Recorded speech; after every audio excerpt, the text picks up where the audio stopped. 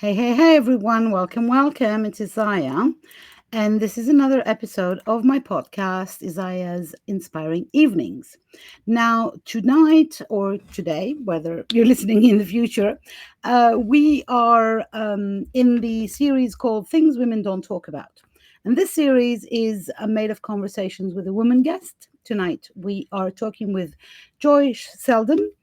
And it's around topics that are seldom discussed, whether they are too difficult or not serious enough to be broadcasted, whether they're too mundane or too sacred, too dark or too light, taboo or fun, because no subject is off the table.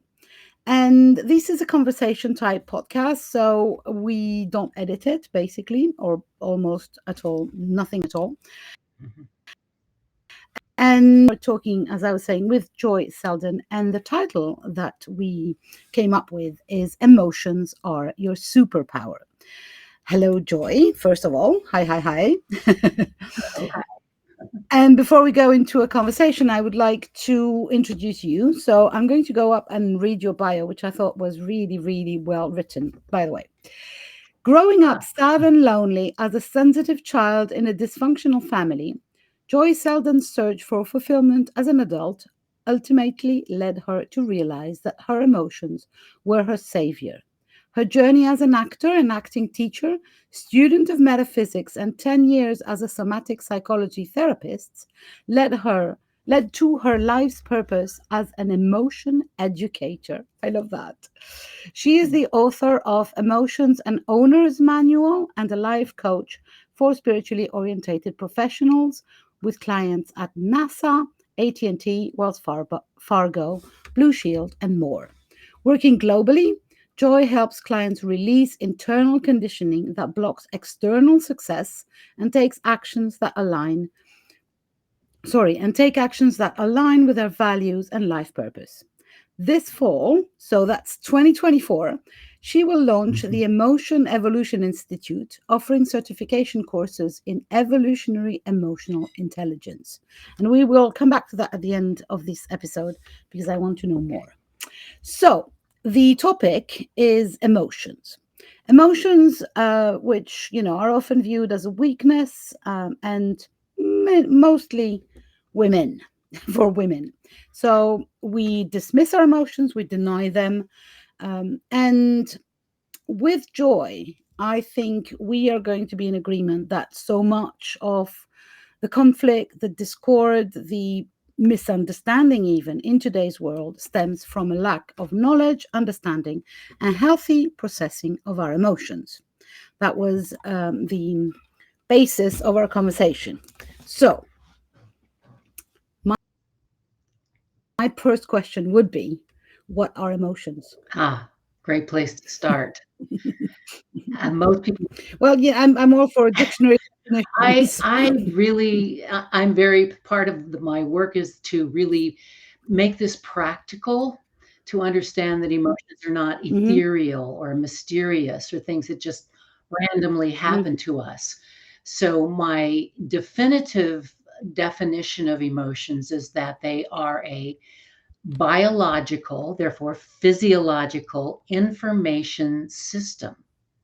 And the purpose is Ooh, I to love that. bring us information about our relationship to whatever it is that we're experiencing so that we get feedback, in essence, about how we are Mhm, connecting with or not connecting with what's happening to us externally, whether it's with individuals or events, and internally, our relationship with ourself. And this information that mhm, that these emotions are bringing us are there to prompt us mhm, to some kind of action that is ultimately beneficial to both our survival and our well-being. mhm. And each primary Yeah, that makes emotion, right, sense. like sadness and fear and anger, they're we know the difference because of how we feel in our bodies. Yeah. Yeah, that makes sense. That it's about bringing that back outside of the magic. Emotions are magic or Yeah. mysterious. Let's first and foremost, they are physiological. Like if we go for fear, my little knowledge about it is that it's useful Absolutely. because when you get attacked by a lion, it's good to be frightened and Yes. run. Yes, and if you've heard of fight or flight, which a lot of people haven't, Hmm. fight or flight, that is our primal instinct for survival. So ultimately, we really Hmm. need these emotions and we need fear, we need anger in terms of our survival when our life is directly threatened. Now, where it gets Hmm. muddled and where there are issues is that in our day-to-day life, these emotions which are ready, they're on standby all the time, just in case we need them to survive. But something Hmm. happens, somebody says something, and you get a little spark of anger, or you get a little spark of contraction about fear, and we interpret it as something is wrong, something's bad, Hmm. and that's not what the situation is. And so it's that mismanagement. I always say that emotions, there are no negative emotions, there are only, Yeah, basically, it's like they're neither good nor bad. They're yes, just they're useful. useful, They have a right, purpose. they're and so it's our interpretation of them that turns them into something negative, or our Hmm. repression or denial of them that causes the problems, not the emotion itself. Okay. And because I'm curious, I went on the internet and asked stupid questions because I love to ask Google stupid questions. Then you get the proper answers that we can discuss about. So, what are the basic emotions? Now, Google has many answers to Oh, that one. What would you yes, say? and I did do a lot of research around when I was developing my own system, and it came very much Hmm. from my own experience and some very wise teachers that I had along the way. Certain emotions are common to most lists, but my list is 7. There are 7 primary emotions. The key Hmm. ones that everybody has are basically fear, anger, and sadness. But I have sadness, shame, healthy shame, not toxic shame, and there's a difference. Healthy shame, Hmm. fear, disgust, anger, passion, and joy. Those are the 7 in my Hmm. system. Oh, I love passion. Oh, I want to ask questions about that Okay, one at some point. sure. Why not now? What's the difference? What do you mean by Well, passion? it to me, it is How can I know when I it feel? was sparked by an incredible course that I took. That it talked about the emotion of sexuality. And so I took that, and in my own experience in studying, and not sexuality in terms of procreation, though that is a primal part of that, but it is we are Hmm. engendered beings. We are embodied in Hmm. gendered beings, and that genderness, our sexual organs and all that are part of our energetic makeup. And so I see passion Yeah. as the emotion of creativity, whether it's creating Oh, I on love that that. level, but it's everything. We're creative beings and we're creating all the time. And that's that emotion that you get really involved in something. Okay, so amongst the 7 that you Mhm. define, there seem to be, and I'm asking stupid questions as we agreed, right? Because you know and I don't, so I want to know.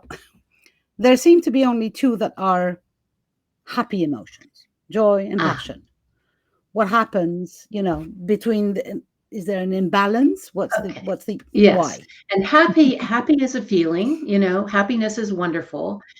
Hmm. But all emotions, when you are feeling them, you are in touch with your authentic self. Joy is actually Hmm. the emotion of connection.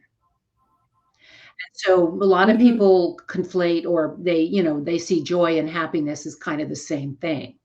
But I Hmm. distinctly, and when I was writing my book, I thought, oh, joy was going to be easy because I had spent so much of my time both in my learning, in my own processing, and working with students and clients in fear and anger and shame and all of those emotions. And so I Hmm. thought joy will be easy.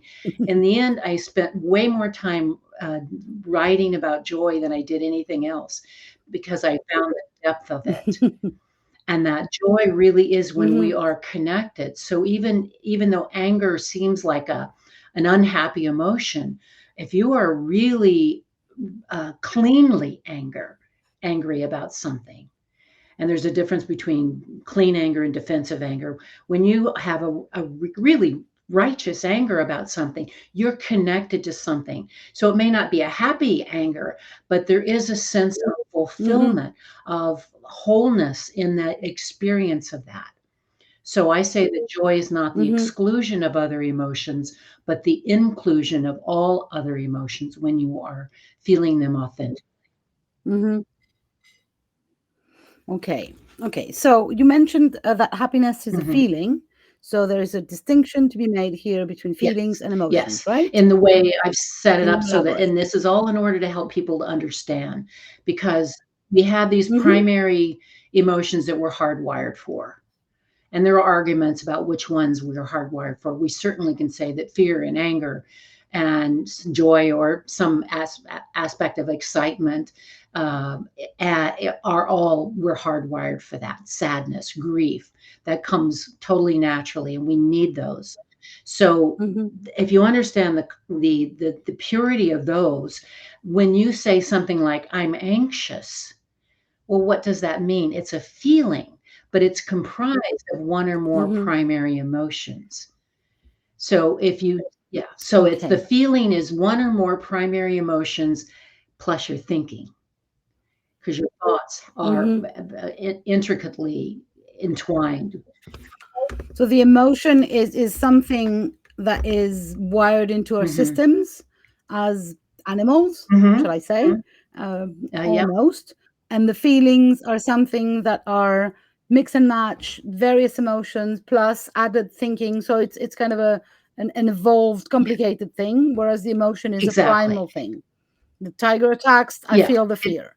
The somebody hits my child, I feel the Yes. anger. Yeah. That's Kind of immediate answer of the well without the right. thinking, And basically. each primary emotion kind of has a range. So there's rage over here and there's annoyance over here.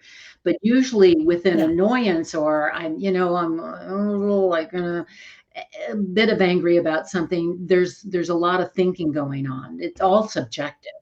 I mean, our Hmm. whole, our self-image, our Yeah. beliefs, our conditioning, all of that is instrumental in the emotions that Of we course. feel. Of course. Now, I would like to talk a little bit about specifically Mhm. about anger because my research, because I used to be an angry person and Me I'm too. not anymore, or, not personally, Right. permanently, let's put it this way. Um, I read this book that was really interesting. It's by a French author, so you would know it. But one of the other points that they were mentioning is that anger is the only emotion that is a cardinal sin, and that literally sat me down. Can you imagine something that we have just been defining as being a primal thing that Yeah. we don't control? Now we're going to discuss in a minute that we don't control the emotion, but we do control the way it Yes. expresses itself. Yes. But the fact of feeling angry, or feeling the emotion of anger, I don't control, Right.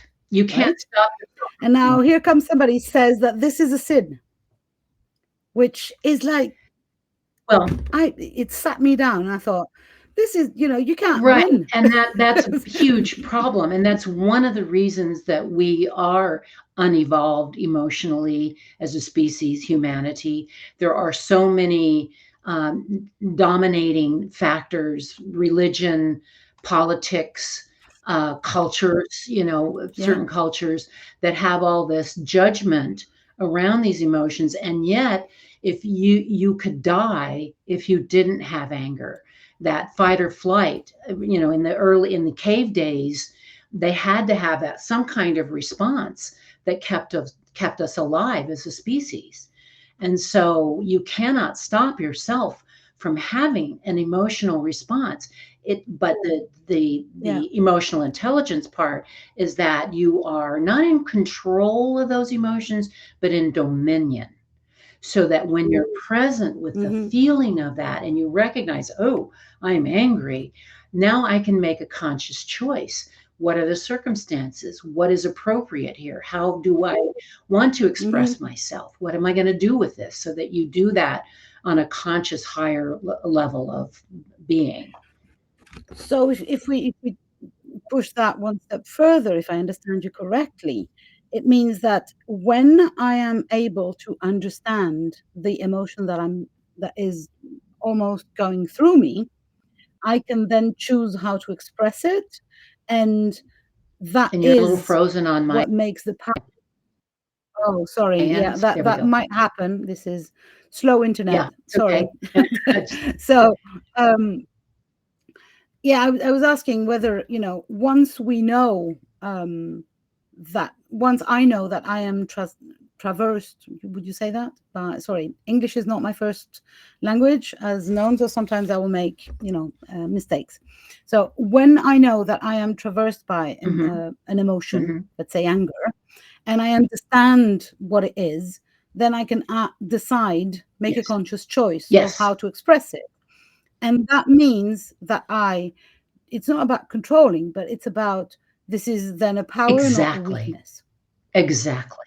And that's what Okay. most people don't understand, and so they repress, especially women, because we've been taught our emotions are a weakness, they're a Hmm. problem, and so we repress them or stuff them or deny them, but that energy, because the emotion's job is to bring us information, and when we're not listening to the information, it sticks around waiting for us to get it, and Hmm. that's when we end up with Yeah. physical ailments, dysfunctional behavior, bad communication. And it's not always about overt expression, because sometimes you're in a situation and it's not safe to express your anger, either physically or Hmm. emotionally or however with that person. But it doesn't mean you have to stuff it. So there's ways of processing through so that you keep the energy flowing. I have an anecdote, Yeah, if you're yeah, yeah. interested, about anger. So when I was a little child, my father worked in a very hippie environment. They were talking about the environment. So he was a sociologist at the time. So he worked in this very big office that was with lots of weird people, anthropologists, ethnologists, a lot of people basically thinking about what the world of Mm, tomorrow should be. And they were paid to do that by the French government. Imagine. We're talking the mhm. 70s, right? So I was every now and then my father would bring me to work because that was okay to bring your children to work. And they worked in the top floor of a building, and there was an interior garden, Mhm. in the middle of the building. Every time he took me there was this guy called Jean Gardien, who was a friend of him and a colleague. And he would come to me and say, "Come, Isabel, I need you." And I said, "Why?" And he would take me by the hand, and he was something like 40 years old, right? And we would go in the garden, and he would say, "We're going to do la hurlette." So la hurlette in French can translate as the screaming. And basically, he would hold my hand and we would scream in this garden where nobody could hear us at the top of our lungs for a good 5 minutes, just screaming our heads off. And I think he kind of used the fact that I was a kid, would follow and do it. But Uh-huh. to tell you the honest truth, to this day, and I'm 57 years old, when I'm really angry, I go outside and I scream my head off at the trees. They don't mind. I'm not Uh-huh. hurting anyone, and that Right. does me so much good. Yes. Because you're So releasing that energy. exactly, You're exactly. letting that come out. Yeah. But when I was 4, I didn't even know that I was angry. He was Yes. angry. I'm guessing, he was stressed by his work or whatever, and he was Uh-huh. using the child in a very not dangerous way, or he Yeah. was he Yeah. was a very nice guy. And I, That's to this great. day, I am very, very grateful to this gentleman for introducing me to a safe way to express anger. Scream. Yes. That's fantastic. I actually have a couple of exercises. One is through a visualization meditation when you have no one around can hear you, so you can verbally express Mm-hmm. to the person you're angry at, but saying with harm to none. So this isn't about hurting anybody, but it's about getting that anger out and expressing it. And another one is to write a hate letter. It's a letter Mm-hmm. you're never going to send, but it's a way to get out that energy that you've been Yeah, holding. I feel sometimes that mostly about around anger or shame, whether healthy or not, that the fact it's like some kind of toxic poison in my blood, and it needs to get out. Yeah, It doesn't need to hurt anyone, so it doesn't make me feel exactly. better if it hurts anyone, but it does make me feel better if it gets out of my system. Yes, yes. And I And make it yeah, this. there are techniques. Uh, Yes, exactly. I call this clean anger. mhm, It's a way of expressing anger that is not harmful. And a mhm, lot of people equate violence or aggression with anger. They think that there's the same thing. I met a lot of women who were, suppress their anger because they are afraid they don't want to hurt somebody. yeah, no, And I don't there hurt are anyone ways to either. express it, and then there are ways to express it with someone that's also not aggressive or violent. It's just owning that energy of that in your body when you speak Mhm. about what it is that you're Yeah, angry I at. agree. I think that that part also, from my experience now, of the issue with anger is the mixture or the underlying cause. Because I feel that very often in my experience, anger is hiding another emotion, mostly sadness, to my belief. Uh-huh. Um, Uh-huh. my Very father interesting. died a few years ago, like 4 years ago, and And you're I frozen was again. so, oh, Okay. sorry. So my father died 4 years You're ago, back. You're and back. I was so Mm, angry, so angry, so angry that I didn't feel any sadness for a while. But actually, mhm, when I let go of that anger, I realized that I was mhm. obviously sad because my father was dead, and it's kind of, Yes. it took me a while to understand that the anger was not serving me, and I needed to get it out so that I could access the underlying emotion. Right. Yeah, and some people say, "Oh, yeah, all anger has something underneath it." I don't believe that. I think we Mm, do need anger. Anger is a boundary setter. So when you mhm, have clean anger, you're actually setting a boundary. You're saying no to something that you know is harmful to you. mhm, But in that case, I also think that anger is often misused. mhm, Now you just got through it organically, and mhm, that's very normal. In fact, there's a whole thing about grief. Anger is one of the stages of grief, right? mhm, So, but to it often is used as a cover up, particularly I think for men, it's shame. It's a cover mm, up for underlying feelings of shame or a fear that they are mhm. taught to never feel. Yeah, So, yeah. But men are, so yeah, I don't know because I don't live in a man's body, but basically they're told that there are so many emotions that they're not allowed to. You don't cry if you're a man. Don't be don't yeah, feel fear. Yeah, yeah. obviously, they're going to have to find some replacements. Yes, and so we all suffer from it. It's not just women who are repressed, but we all suffer the results of this Different way. Mm. mismanagement and misunderstanding of Yeah, I remember emotions. my grandmother had a very nice replacement emotion strategy. She would express her anger in joy. So she would laugh, smile, and be like, and in Uh-huh. fact, she would be throwing arrows of hatred and violence and aggression with, a smile on her face and everything. And I thought that was so harmful. For Mm, a long time. It confused me on, was yes, she angry or was she not? Was she that, sermoning me? Was she, lecturing me, or right. was she not? And Because you I was feel a the child, difference. You feel obviously. it. I call that covert hostility. Mhm, It's the anger is there, but the person doesn't feel they have a right to express that, or they're mhm. afraid to, or whatever reason. So they cover it up, but you feel it. You feel like you've just been, you know, Yeah, there's a slapped or yeah. snapped Mhm, or something. mhm. Absolutely. Yeah, so there's a lot of strategies that we put that we organize kind of in order to avoid Yeah. feeling our Yes. emotion, Yeah. right? We're very Um, adaptable. in not a good way. Not a good way, right? Well, it's neither good nor bad, but it's not useful, if I It's not understand you, useful. Yeah. because when we I mean, don't feel them, right. I had a pre-ulcer stomach in elementary school.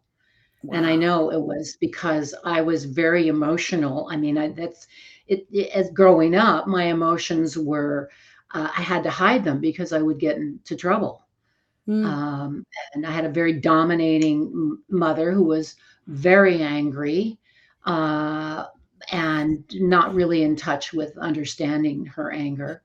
And so she was never violent or anything, but there was just really a lot of suppression, and mhm, it took me a long time. That was part of my journey, is that as a young adult, I and living alone, I was finally able to start being really in touch with my emotions, and realize that I was an intensely emotional person, mhm, but I was willing to feel those emotions. When I didn't have someone around me, I was afraid that would, judge me for it. yeah. And I did a lot of spiritual work and a lot of study and everything, but it was really that ability to actually say, okay, I'm in pain, and let me feel the pain instead of Mhm, trying to get rid of it. That it's freed me mhm. ultimately. Yeah, I think that for me, it was definitely the emotion that I was not allowed to was sadness. I Yeah. was supposed to be, because I was a happy, dynamic little girl. I was really, Hmm. bouncy, jumpy, singing all the time. And so I was Mm. supposed to be joyful all the time. I was not allowed to Mm. be anything else but joyful. Uh-huh. And it took me years to tame, I would say, sadness. And my Mm. fear, because obviously it came with fear, and the fear Yes. was, if I allow myself to start crying, I'll never stop. It's like Yes. a pressure cooker. If I Yes. open the lid, who knows, I'm gonna die out of, tears all the time. What would you say to someone who says, I can't allow my emotions because I've been suppressed or repressed for too long and I feel like a pressure cooker? Yes, and that's a common fear. I If I know. if I let my anger, I when I was got in touch with my anger, I thought, if I Mm, let this out, I'm going to destroy whatever's in front of me. yeah. That's how big it felt. Yeah. I was sad. I was allowed sadness, so that was my go-to emotion. I was Mm. sad all the time. So, but the thing is that you have to create a safe space to begin to feel these emotions. Hmm. And that's one of the things that I do with clients, is hold that space and let them move through it, so they realize, because emotions come and go. Hmm. Sadness will have its own timing, because it's really the emotion that we feel to honor the value of that which we've lost. Hmm. So when we've lost a person, and it can be an intangible, it can be an expectation of something we wanted and never got. Hmm. Some people that I work with, their grief is around the parent that they never had, that they Hmm. wanted. So it's feeling it, but then realizing, then they start to recognize, oh, that energy moved through me. Hmm. Oh, and now I feel kind of cleaner. There's a Hmm. sense of cleansing that comes from that Yeah. experience. For me, it was the first sense was serenity. It was kind of immediate peace, when it kind of Mhm. clean, but Yeah. also kind of, whew, whew. Yeah. And I think that really, what I would like to say, and I know I'm not the expert, but it is, you're not a pressure cooker. Nobody is. Find help, find Right. a safe environment, but you have to open the Yeah. lid. Yes. And on your, once they kind of get the understanding about emotions, that's why I'm so passionate about the education part, is Mm-hmm. then you want to feel that emotion, but you're afraid, set a timer for 5 minutes. Mm-hmm. Oh, As I love as that. I started doing that with self-pity, when I was in self-pity, and I was told, just set the timer for 10 minutes, feel as sorry for yourself as you can, and when the timer goes off, be done with it. Go and And do what I the found is dishes. I could never make it to 10 minutes. When I was consciously feeling sorry for myself, it's like 2 minutes and I'm bored, right? Yeah, I understand that. Yeah. Absolutely. Um, so yeah, the interesting thing is that these emotions, the more we know about them, the more we understand them, the more we also understand how they function. The thing that you said, that they are short-lived, you know, Yeah. what makes them longer lived is that we suppress them, or we keep them. Exactly. If we allow Exactly. them to be in motion, Yeah. like it says in the word, I'm pretty sure that would make us feel less sad or less angry Absolutely. or less shame. It's the fact that we try to hide it, which means kind of putting it under the rug, but you are the rug, so you feel it. Yes. Right. Exactly. And then it just spins around until it gets your attention. Mm, Um, yeah, and adds oh, there was up something I was with going to all say. the I can't sorry. remember. That's okay. Yeah, and it becomes fun, and that's something people don't get. It is fun to feel, to Mm, have that kind of fluidity, and I learned more about that in my marriage, because one of the things in relationships, when you want to start expressing your feelings, sit down and talk about how you're going to do that. Make an agreement. So we made an agreement that if one of us was angry at the other one, we had permission to express the full energy of that, but we had to ask permission first. mm-hmm, And the thing that happened is that first of all, I would say like, oh, okay, have some anger I want to express. Is that okay? And my husband would go, okay, wait a minute. Okay, let me get ready. Okay, go ahead. And then I would just, let it out. And I go, oh, this anger is about me, not you. I'm sorry. I got it. We need someone or some place that we can express that energy fully. You don't need a ton of people. You don't need lots of friends. One person is enough. That's why a good therapist can mm-hmm. be extremely helpful, is you have some place to be totally honest and get it out. And sometimes we don't even understand it until we express it. And then it's like, or he'd go, oh yeah, you're right, I did do that, I'm sorry. Or I'd go, oh, it's my stuff, I'm sorry. And then at some point we got to the point where we would express the anger and then we would burst out laughing because Yeah. Yeah, I've we had similar experiences with my son, who is now a grown ah, up. Ever since he's become a grown up, actually, that we kind of scream at each other, and then it's like, okay, forget it. We're yeah, ridiculous, and we start laughing. yeah. You don't hold on to stuff. Yeah. And that's what gets in the way of relationships is holding on to resentments or holding on these emotions. And then it goes into your unconscious and then you respond from your Yeah. unconscious, not Yeah. your conscious.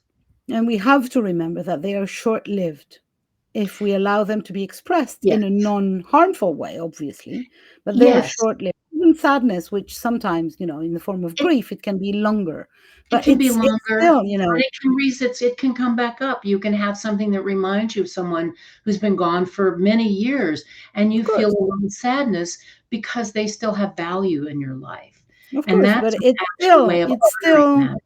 yeah, it is still a short lived thing that we Yes. mostly can go through without any pain. Yeah.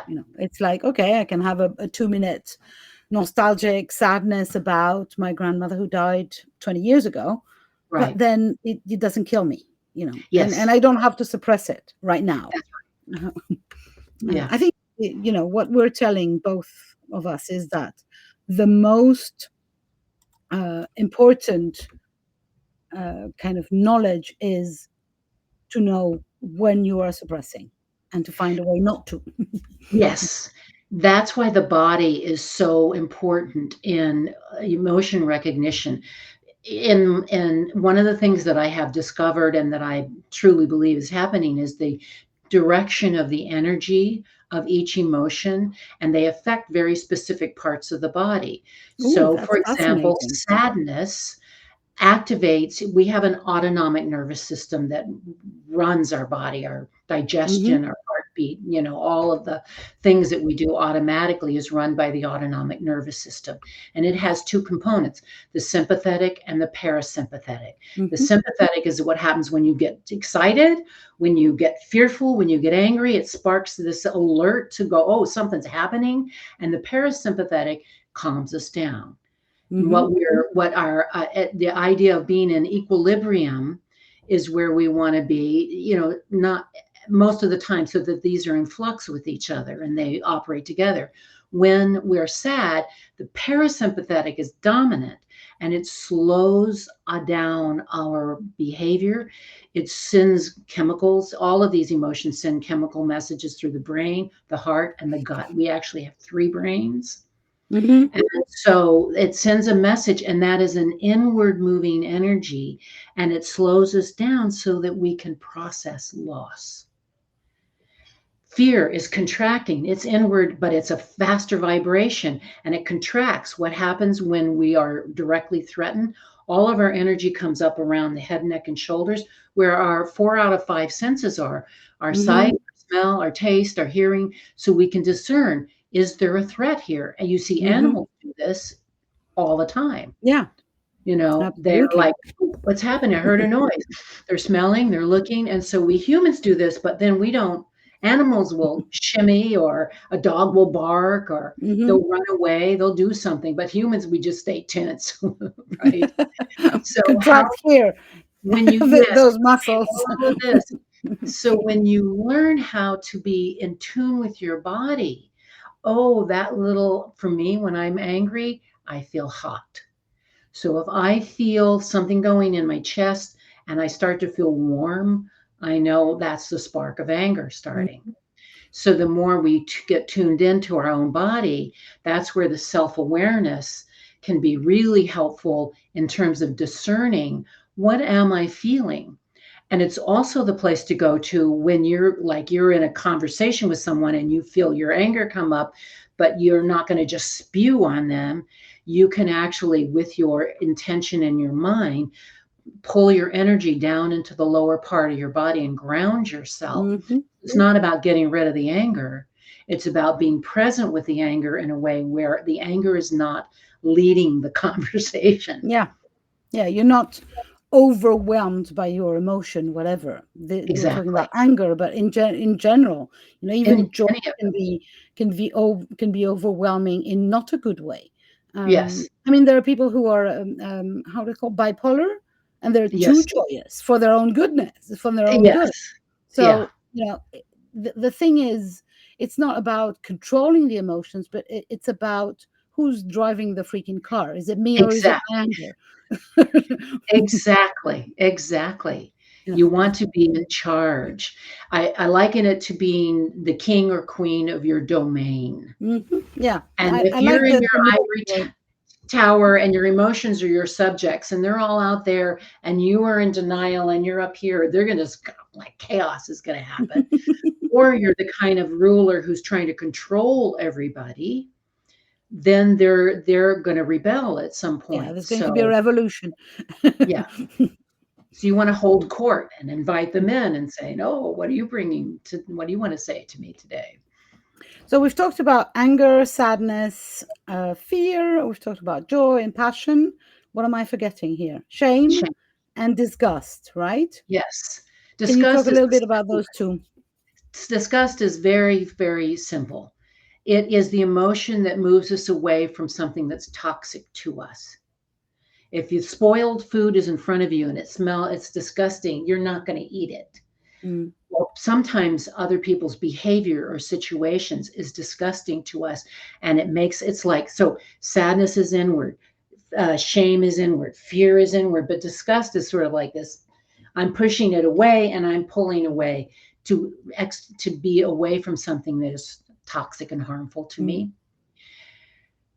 Shame is a big one. Can I, before we go Yeah, into shame, because shame is a sure, big sure. one for me, I Mhm, want to discuss disgust a little bit. I have an mhm. anecdote again. When I was a Okay. child, I was told repeatedly in France, we kiss people to say hello. Instead of shaking hands, we Yes. just kiss people twice or Yeah. three times, even in some areas of France. So I was told repeatedly that when we were meeting this particular person, I was supposed to be kissing them. And I hated that.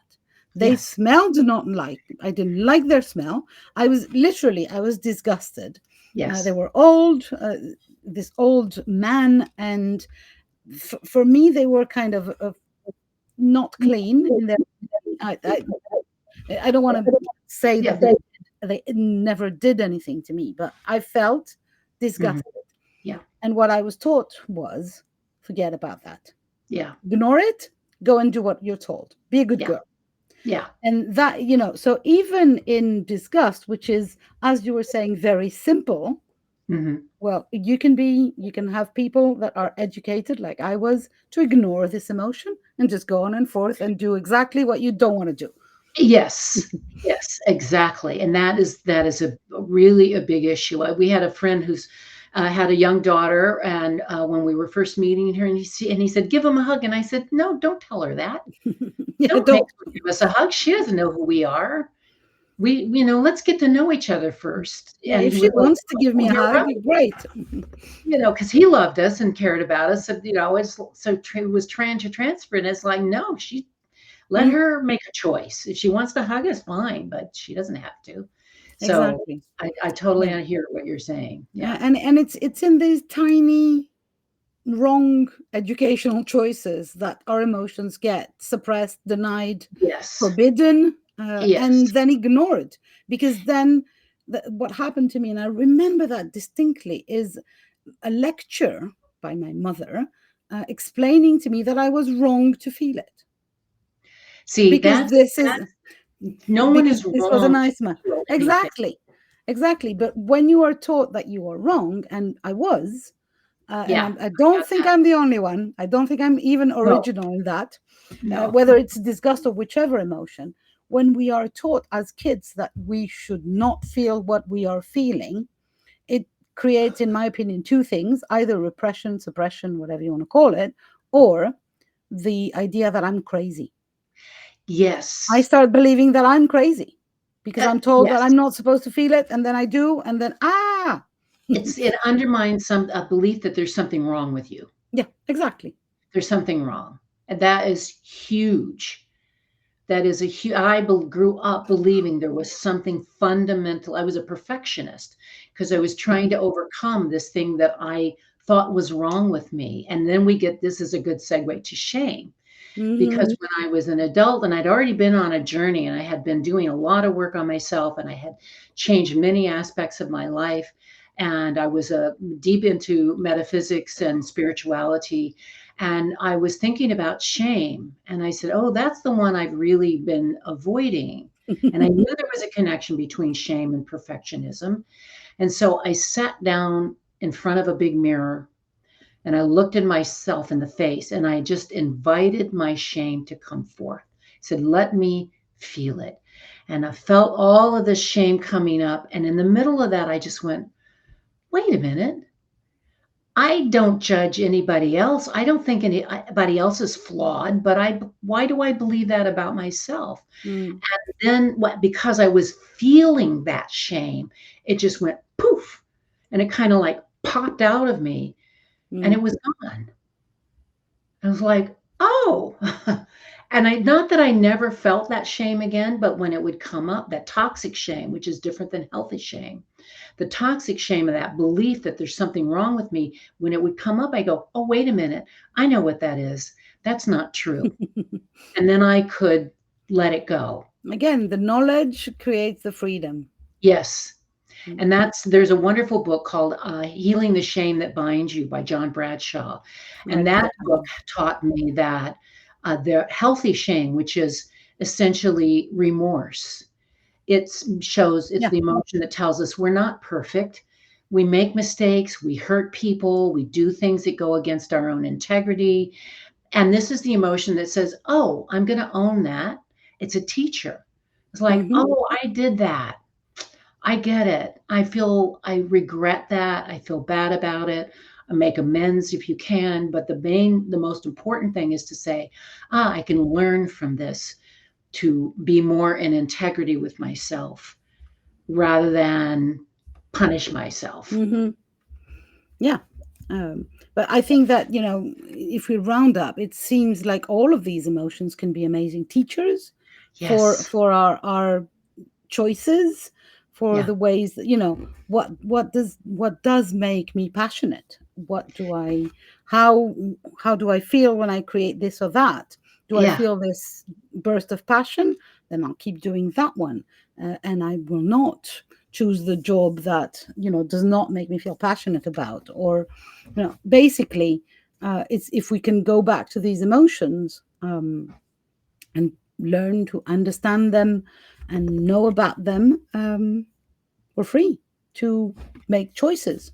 It exactly, it frees you. I mean, I was such an unhappy child and young adult, and I had ulcers. I have had cancer, which I healed, I believe. I mean, I had surgery, but I also uh, I got in touch with anger that I didn't know I had, and released that. Mm, And now my life is in flow, and I feel like I have a completely different life mm, by allowing all of these emotions to be there and come and go. And my name Joy, which when I was in high school, I changed the spelling from Joi to Joie to Joie in my mm-hmm, French class in high school because I felt like I couldn't be joyful. I just didn't relate to my name. And mm, I realized it's been my teacher. I have this name for a reason, and it's because I was meant to learn how to be my name, which is mm, yeah. joyful. I hear you. The first session of group therapy that I attended years ago, I was asked to choose if I were, playing this game, if you are an animal, if you are an animal, if you were a profession. And somebody said, what if you were an emotion? And I immediately started crying, like sobbing like a child. And what I said was joy. So I Mm. wanted to feel the joy. I desired to be the joy, but what in fact was there hiding and preventing me everything was a sadness that I had never been allowed to express. Yes. Yeah. So yeah, I hear you when you say that, sometimes literally expressing and working with these emotions will free up a completely different side of ourselves and open Yeah. up to a completely different life. Yes. And I had to train myself to actually let myself experience joy because Mhm, my nervous system was so ensconced in being sad and being angry. mm, And so when it's like, oh, I had to invite joy, I had to let I would feel like, woo, kind of this, energy going through my mhm, body that I hadn't experienced before. And so I had to learn to tolerate joy, as it mhm. were. Yeah, Yeah. I hear you.